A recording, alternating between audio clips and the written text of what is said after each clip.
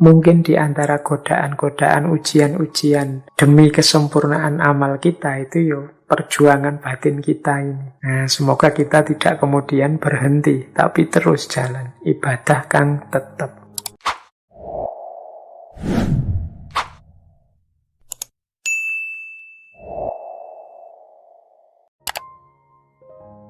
Assalamualaikum warahmatullahi wabarakatuh.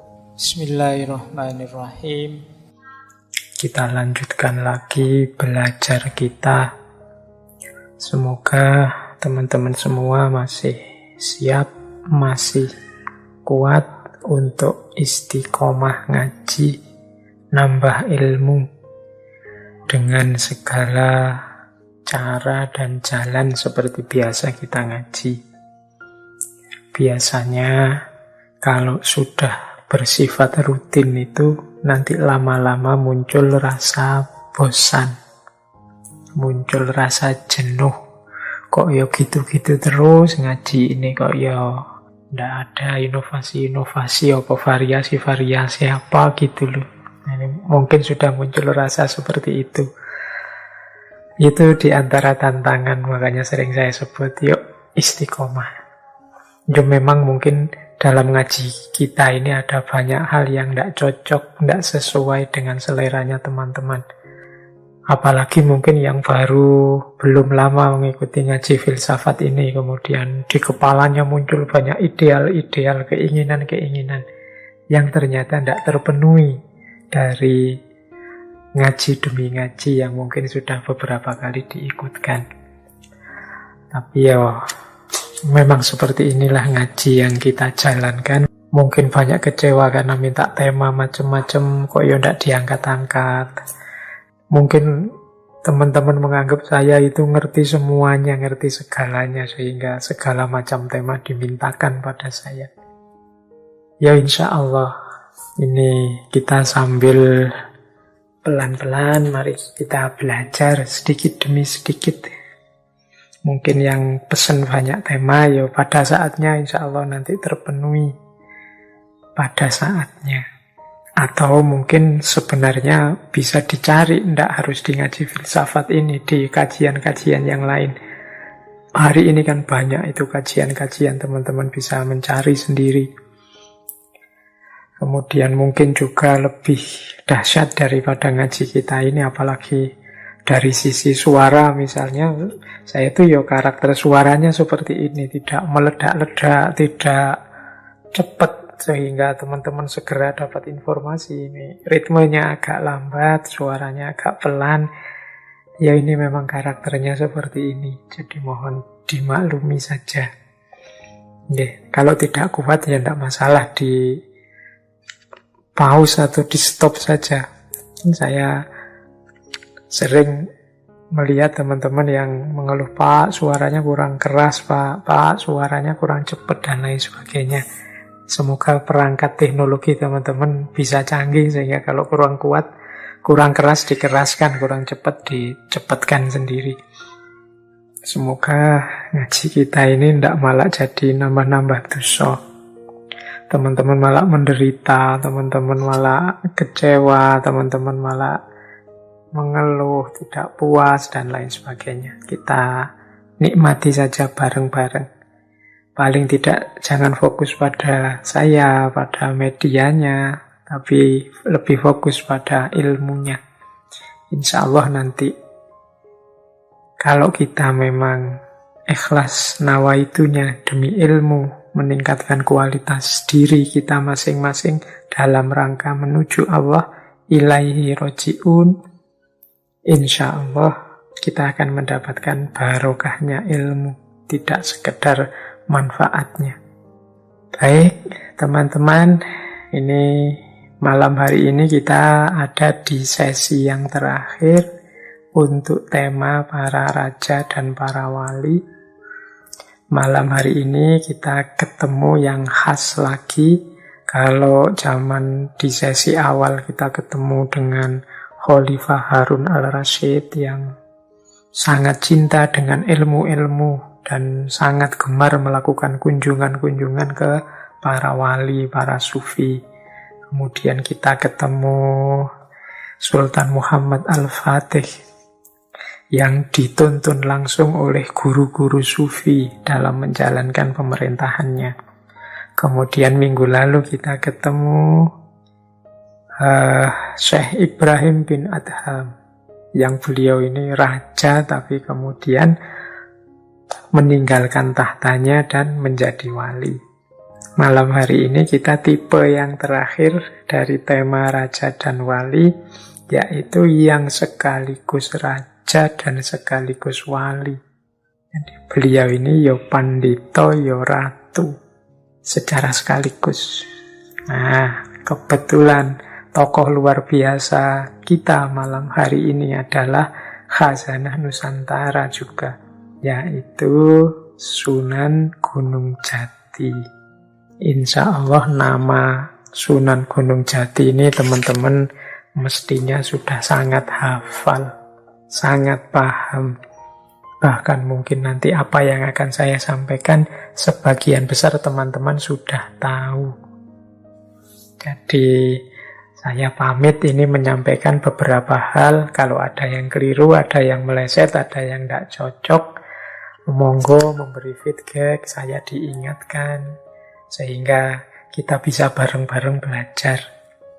Apalagi ini tokoh dari kalangan kita sendiri tentunya, berarti nanti hikmah-hikmah yang kita ambil dari kehidupan beliau itu banyak relevansinya untuk hidup kita. Karena kalau bahasanya hermeneutik itu konteks historisnya itu ada di tempat kita sendiri, tidak lagi di luar. Kalau yang kemarin-kemarin mungkin wadahnya wadah di luar budaya kita, sehingga mungkin saja ada 1-2 hal yang kurang relevan. Kurang relevan itu mungkin karena beda ruangnya atau beda waktunya. Nah, malam hari ini kita mungkin lebih bisa akrab karena berasal dari tokoh kita sendiri, panutan kita sendiri. Baik, kita mulai ya teman-teman. Mari disiapkan segala perangkat ubur ampenya untuk tahan mengikuti kajian ini. Semoga ya maksimal hanya 2 jam saja, tidak lebih. Saya selalu beban kalau lebih dari 2 jam itu kasihan wong teman-teman. Ngaji 2 jam itu kan yo perjuangan berat, mati-matian. Bisa tahan itu luar biasa sudah. Jadi, dan memang tidak ada yang maksa harus stay 2 jam. Kalau memang capek ya ditinggal saja, kapan-kapan dilanjutkan lagi, tidak masalah. Baik, mari kita mulai. Bismillah ya. Sunan Gunung Jati ini teman-teman pasti pernah dengar namanya, atau nama asli beliau Syarif Hidayatullah. Ini dua-duanya sudah jadi nama universitas ini. Kalau Sunan Kalijogo hanya ada Sunan Kalijogo, tapi kalau Sunan Gunung Jati ini ada Universitas Sunan Gunung Jati, UIN Bandung, dan ada Universitas Islam Syarif Hidayatullah UIN Jakarta. Dua-duanya UIN. Ini nama yang dipakai secara sekaligus untuk 2 universitas.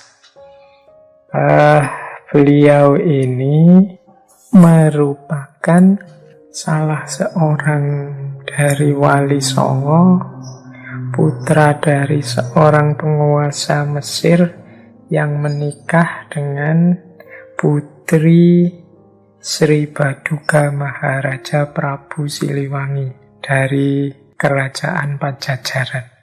Jadi memang ada ceritanya kok bisa jauh ya Pajajaran bisa dapat suami dari Mesir.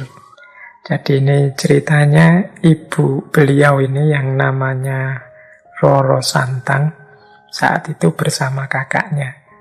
Ini dua-duanya sama-sama putra Prabu Siliwangi. Kakaknya dikenal dengan nama Pangeran Walang Sungsang. Pangeran Walang Sungsang ini satu ketika bermimpi bertemu Rasulullah, bertemu Nabi Muhammad sampai 3 kali. Nah, mimpi ini membuat dia gelisah, kemudian minta izin pada ayahandanya untuk pamit berguru agama Islam.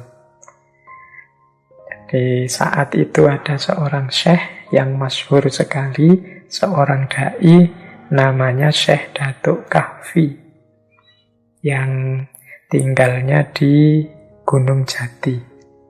Nah, ketika pamit pada ayahnya tidak diizinkan oleh ayahnya. Akhirnya lari karena saking inginnya berguru belajar agama Islam. Lari dan adik beliau ikut, dan sehingga kemudian keduanya berguru pada Syekh Datuk Kahfi. Kemudian nanti setelah tuntas berguru, ini nanti oleh gurunya diminta membuka hutan di daerah Gunung Jati di bagian selatan. Daerah yang dibuka ini nanti dikenal dengan nama Tegal Alang-alang. Dan beliau, Pangeran Walangsungsang ini, menggunakan gelar Cakrabuana. Nah, Tegal Alang-alang ini nantinya ketika sudah maju, itu karena punya pelabuhan-pelabuhan, di situ banyak berinteraksi dengan berbagai bangsa. Jadi terjadi percampuran dengan banyak bangsa. Karena banyak terjadi percampuran-percampuran ini, maka daerah itu nanti dikenal sebagai Caruban. Dan Caruban ini nanti lahir jadi satu kerajaan tersendiri, dikenal sebagai Caruban Nagari, yang hari ini kita kenal sebagai Cirebon. Cirebon itu karena mata pencaharian sebagian besar orang saat itu mencari udang. Nah, jadi dari mata pencaharian itu kemudian daerah situ dikenal sebagai Cirebon dan hari ini dikenal Cirebon.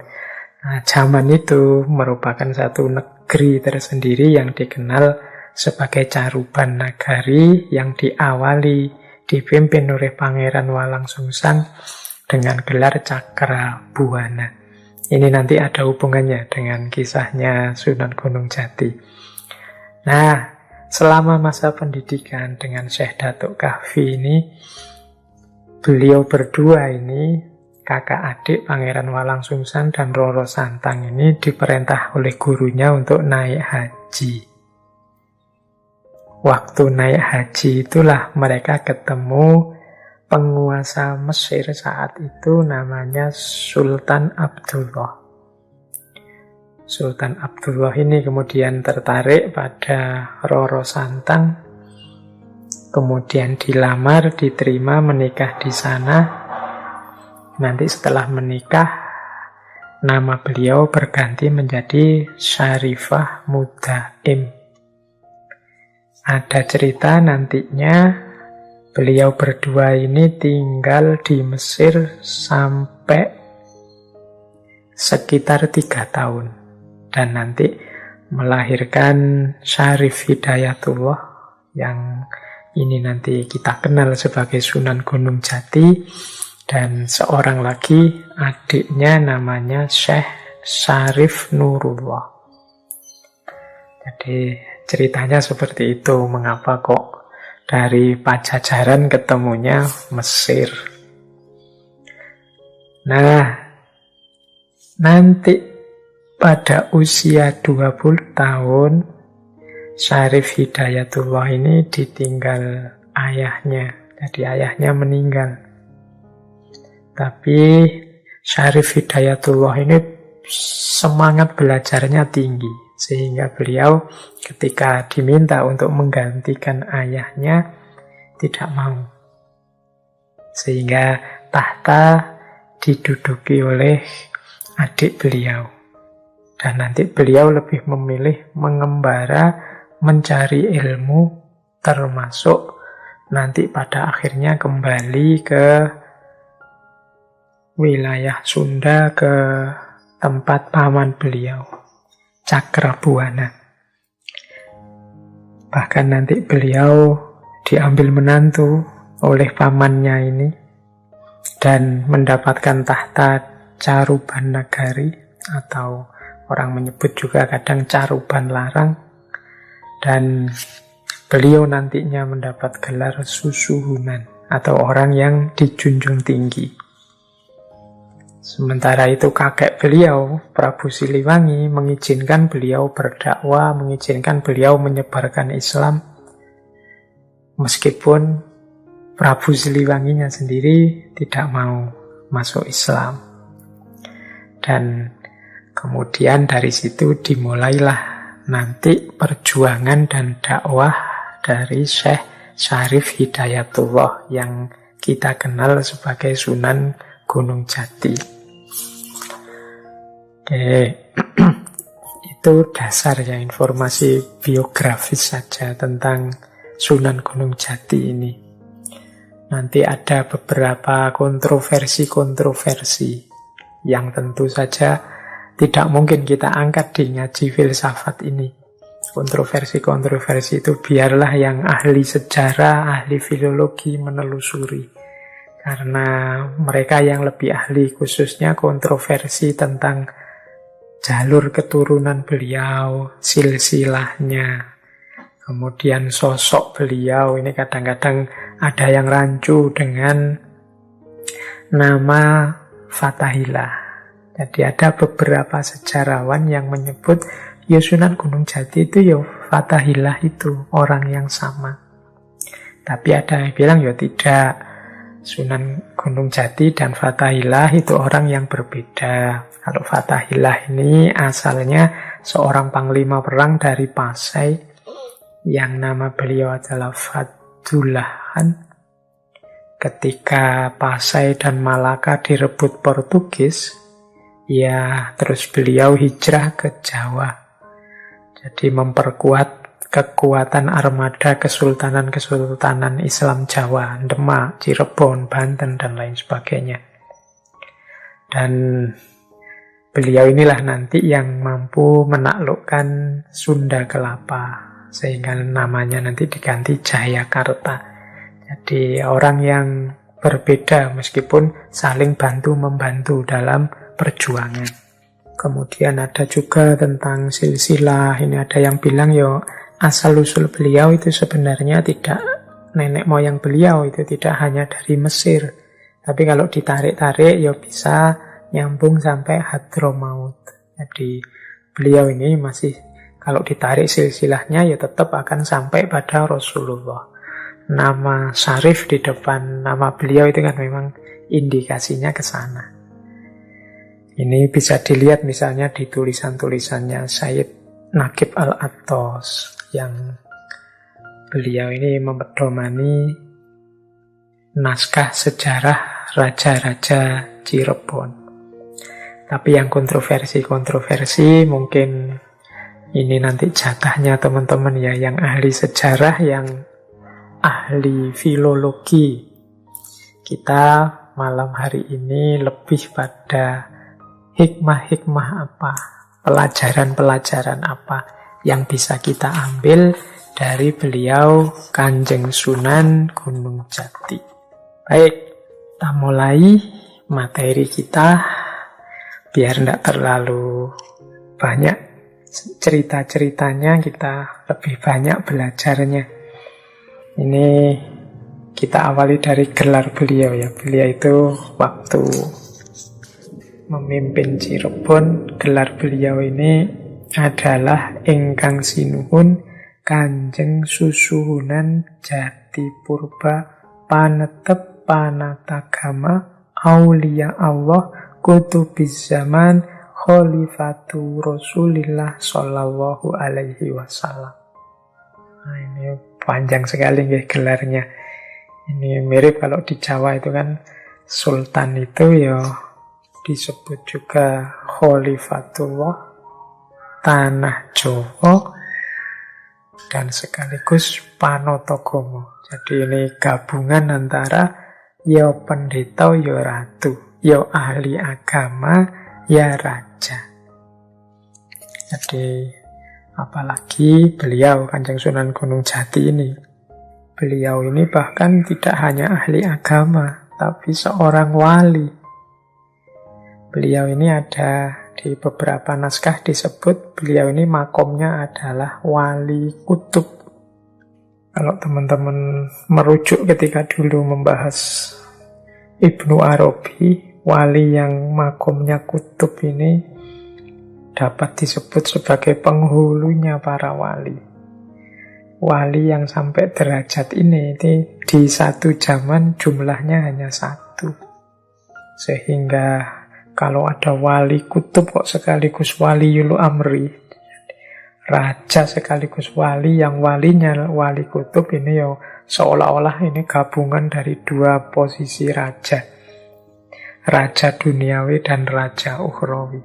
Rajanya wali dan juga rajanya kerajaan. Ini sampai di titik ini sebenarnya mulai terasa betapa istimewanya beliau Kanjeng Sunan Gunung Jati ini. Sebelum kita lanjutkan ke quote-quote, kata-kata dan pesan-pesan wasiat-wasiat dari Kanjeng Sunan Gunung Jati. Menarik yang disebut istilah petatah petitih ini, bentuknya hanya satu kalimat pendek. Jadi bukan quote-quote panjang, apalagi teori-teori panjang yang bertele-tele. Hanya satu kalimat untuk setiap pesan.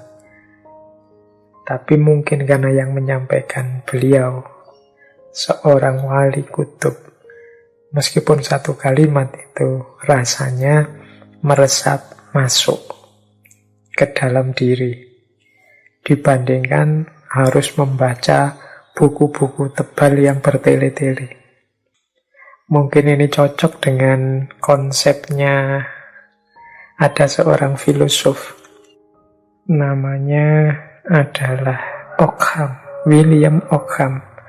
William Ockham ini ahli logika dari Inggris abad ke-14.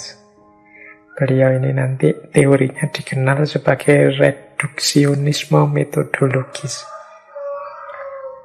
Dia punya prinsip hemat yang dikenal sebagai teori pisau atau pisaunya Ockham. Jadi dia ini menyatakan bahwa pandangan itu, gagasan dan penjelasan tentang sesuatu itu yang lebih tepat adalah yang lebih pendek dan lebih sederhana. Kalau ada penjelasan misalnya tentang sesuatu atau uraian tentang satu kebaikan misalnya, ini isinya sama sih, misalnya ada buku A sama buku B. Yang buku A itu panjang, lebar, bertele-tele. Sementara yang buku B ini pendek saja, hanya 1-2 kalimat saja. Wah, ternyata yang pendek 1-2 kalimat ini, kata Ockham, biasanya ini yang lebih benar dibandingkan yang bulat bertele-tele. Kita kan sering begitu. Kalau kita benar itu biasanya ngomongnya pendek. Ya atau tidak? Ya, tidak, dan sebagainya. Tapi begitu kita ada salah, itu biasanya kita bulat. Masih ada tapinya, ada namunnya, masih ada meskipun demikiannya, masih ada macam-macam panjang. Biasanya tambah bulat itu biasanya ya kemungkinan salah dibandingkan yang lebih singkat. Jadi yang asumsinya paling sedikit, mudahnya begitu. Nah, model petatah petitih ini juga begitu. Jadi hanya singkat, hanya satu kalimat. Oke, di antara kiai-kiai tempat saya mondok dulu, ada yang kalau beliau ini khutbah Jumat itu pendek sekali. Biasanya hanya 1-2 kalimat terus selesai. Beda dengan yang hari ini sering saya alami, kan khutbah Jumat itu sampai setengah jam, kadang lebih. Tapi beliau ini hanya 1 kalimat, 2 kalimat. Misalnya, saudara-saudara sebagai sesama muslim, tolong jangan saling menyakiti, jangan berkata-kata yang mencederai hati teman kita, saudara kita. Sudah selesai, terus barokallahu li wa lakum. Ini kan rasanya khotbah kok pendek sekali. Tapi justru dengan pendek sekali ini orang terkesan. Sampai pulang kita masih ingat tadi itu dipesan ini loh sama Pak Yai waktu khotbah Jumat. Dibandingkan yang khotbahnya panjang bertele-tele sampai setengah jam, biasanya terus kita ngantuk. Jadi pulangnya ya enggak dapat apa-apa akhirnya. Tadi ngomong apa ya enggak jelas. Nah ini, maka menurut saya gaya Petata Petitih ini, gaya wewekas dan lipat-lipat yang pendek-pendek seperti ini penting kita kembangkan untuk kita biar tidak terlalu banyak omong. Kayak saya ini bahas sampai 2 jam lebih ini mungkin ya agak tidak terlalu efektif juga. Ada penelitian yang menyatakan bahwa dari penyampaian materi sekitar 1 jam itu paling yang masuk hanya 10 menitnya yang membekas, tapi sisanya biasanya hilang. Ya syukur alhamdulillah hari ini ada rekaman-rekaman, ada YouTube, jadi bisa diulang. Coba ngomong langsung yang tidak ada rekamannya, tidak ada rekodnya, itu kalau teman-teman saya tanya tadi, ustadznya bilang apa, ngomong apa, mungkin ya memang hanya sisa 10% itu. Baik, sekarang saatnya kita mulai membahas Petata Petitih, wewekas dan lipat-lipat ini. Ada banyak isinya, cuma ini saya ambil dari berbagai sumber yang mungkin urutannya tidak terlalu tertib, tapi memang bisa dipahami per kalimatnya. Ini beda-beda maksudnya. Jadi tiap poin itu ada maksudnya sendiri-sendiri. Kita mulai ya, yang pertama. Ini yang paling masyhur, yang pertama ini. Ditulis di mana-mana kalau teman-teman nanti berkunjung ke makam Kanjeng Sunan Gunung Jati akan banyak melihat kalimat ini ditempelkan. Yaitu, ini sebelum saya baca ya, saya pamit dulu minta maaf ini pada teman-teman yang mungkin dari Cirebon atau dari Jawa Barat atau mungkin juga teman-teman Jawa. Kalau saya tidak terlalu fasih, tidak tajwidnya juga masih kacau balau kalau membaca kalimat-kalimat dalam bahasa ini. Jadi ya nanti saya baca apa adanya, semoga teman-teman maklum. Yang penting fokus pada maksudnya. Ini saya hanya ngutip saja dari berbagai sumber. Yang pertama, Insun titip tajuk lan fakir miskin. Ini kalau diterjemahkan dalam bahasa Indonesia, aku menitipkan tajuk. Tajuk itu musola, langgar, tempat sholat. Lan fakir miskin. Dan fakir miskin. Jadi ini biasanya disebut paling awal sebagai pesan dari Kanjeng Sunan Gunung Jati. Maksudnya beliau untuk urusan agama titip tajuk. Tolong ramaikan masjid, musola, langgar. Jadi mungkin ini maksudnya ya jangan sampai langgar, musola, tajuk itu sepi. Sepinya langgar, musola, masjid adalah salah satu indikator semangat dan gairah beragamanya orang-orang mulai susut, mulai surut. Ya kalau bisa bahkan masjid, musola itu tidak hanya jadi pusat peribadatan, tapi juga kalau mungkin jadi pusat intelektual, jadi pusat budaya, pusat pengembangan masyarakat, dan lain sebagainya. Seperti zaman Nabi itu kan, Nabi itu waktu di Madinah, masjid itu ya jadi pusat macam-macam, selalu ramai. Jadi yang pertama itu yang dititipkan. Jadi Kanjeng Sunan pesen ya tajuknya dijaga. Selama tajuk ini ramai, masih banyak aktivitas di situ, berarti menunjukkan orang masih setia, masih komitmen dengan agamanya. Kemudian juga beliau titip fakir miskin. Ini semacam clue-nya, keyword-nya. Kalau urusan ke atas hubungan dengan Allah itu tajuk. Kalau urusan sesama, ini tolong lebih perhatikan fakir miskin, para du'afa, orang-orang yang membutuhkan, orang-orang yang menderita. Mereka ini perlu perhatian lebih dari kita.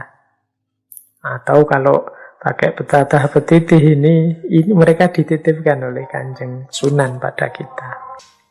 Jadi perhatian kita kepada fakir miskin itu menunjukkan bahwa kita sedang serius menjalankan amanat Allah sebagai khalifahnya.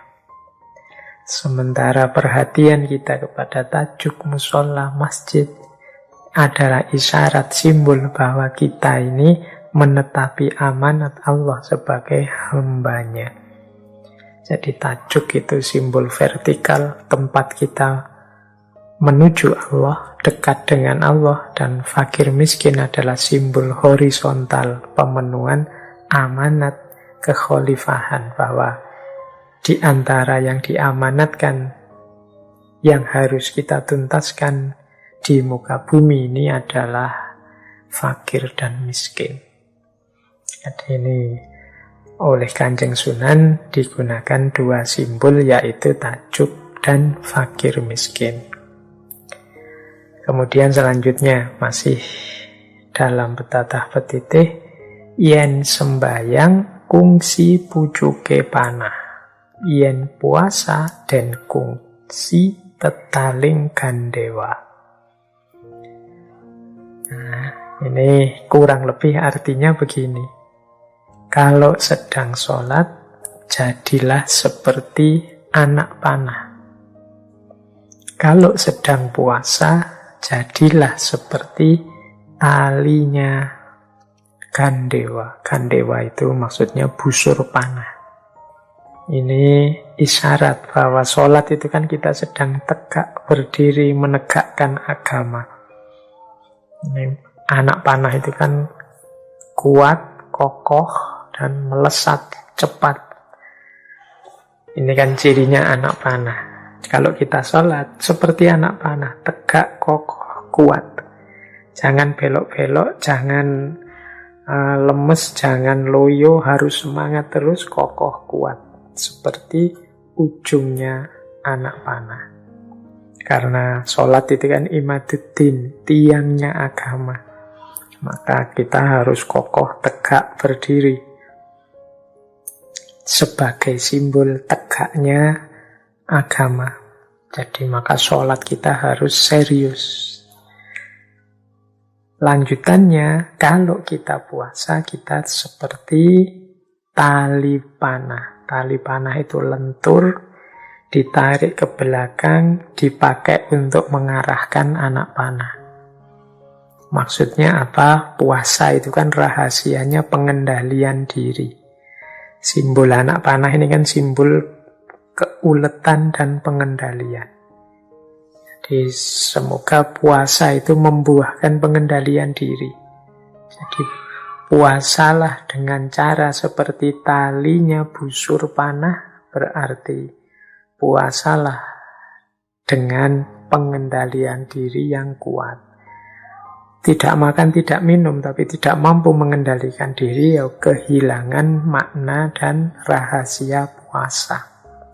Menjalankan sholat tapi suka-suka, sak seneng-senengnya sendiri, tidak peduli apakah sholatku ini berkualitas atau tidak, berarti sholatnya tidak serius, tidak tegak. Itu berarti bukan sholat yang seperti anak panah. Jadi sholatlah seperti anak panah dan puasalah seperti tali busur panah.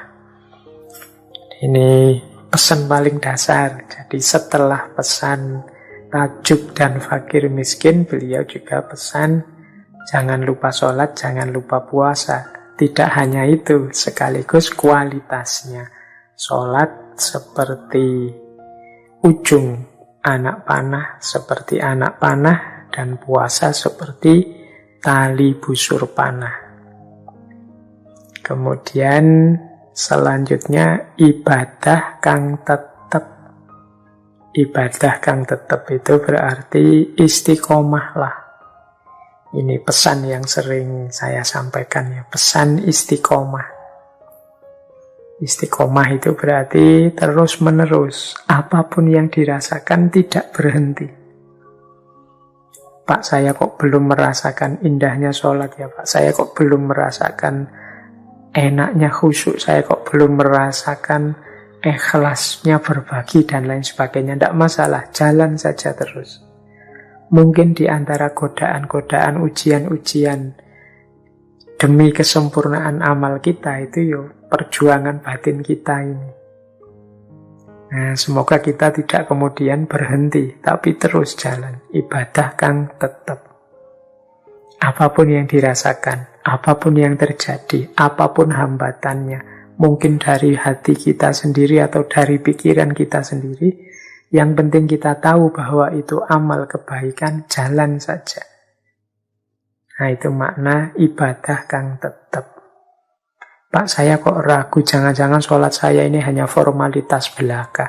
Jangan-jangan puasa saya ini hanya dapat lapar dan hausnya. Tidak apa-apa, lanjutkan puasa, lanjutkan sholat. Paling tidak sudah jelas bahwa puasa itu satu kebaikan, bahwa puasa itu satu kebenaran. Sholat juga begitu.